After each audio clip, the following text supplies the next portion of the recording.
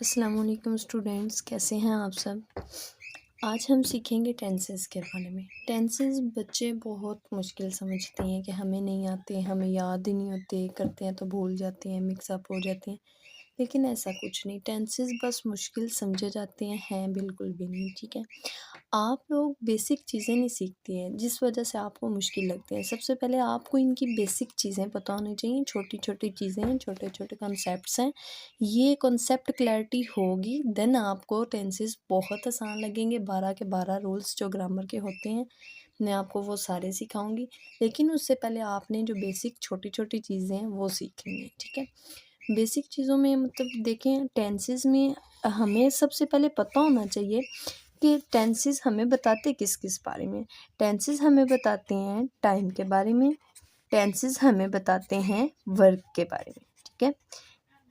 पहले आपने इन दो चीज़ों को अंडरस्टैंड करना है। टेंसेस हमें किस किस बारे में बताते हैं। टेंसेस हमें बताते हैं टाइम के बारे में, टेंसेस हमें बताते हैं वर्क के बारे में, ठीक है।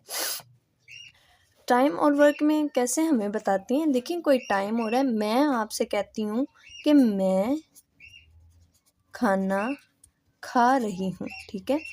इधर से आपने देखना है कि हमें ये टेंस, मैंने एक जुमला लिखा है, ये मुझे क्या बता रहा है, इससे मुझे कैसे समझ आएगी कि ये मुझे टाइम के बारे में बता रहा है और मुझे वक्त के बारे में बता रहा है। मैं कहती हूँ जी, तो इस जुमले से हमें समझ आ गई कि हूँ हमें बता रहा है जी टाइम का, कि अभी का वक्त चल रहा है, और रही हूँ से मुझे पता चल रहा है कि अभी हमारा काम जो है चल रहा है। मैं खाना खा रही हूँ ना, अभी खा रही हूँ, तो मेरा काम अभी चल रहा है। इस तरह हमें टेंसेस बताते हैं टाइम और वर्क के बारे में। अब जो अगली भी चीज़ हमने सीखनी है वो ये है कि हमें पता होना चाहिए टाइम होता कितने तरह का है, ठीक है। टाइम 3 तरह का होता है। एक तो होता है पास्ट, जो गुजर गया हो। दूसरा टाइम होता है जी प्रेजेंट, जो मौजूदा हो।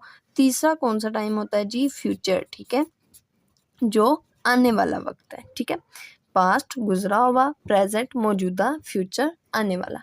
ये टाइम कितने तरह का होता है जी 3 तरह का, ठीक है। आगे हम बात करते हैं वर्क की। वर्क की बात, वर्क कितने तरह का हो सकता है। काम, देखिए काम चल नहीं रहा होता, सिर्फ चल ही तो नहीं रहा होता, हमारा काम मुकम्मल भी तो हो जाता है। यहाँ हमने आने वाले वक्त में भी करना होता है, ठीक है।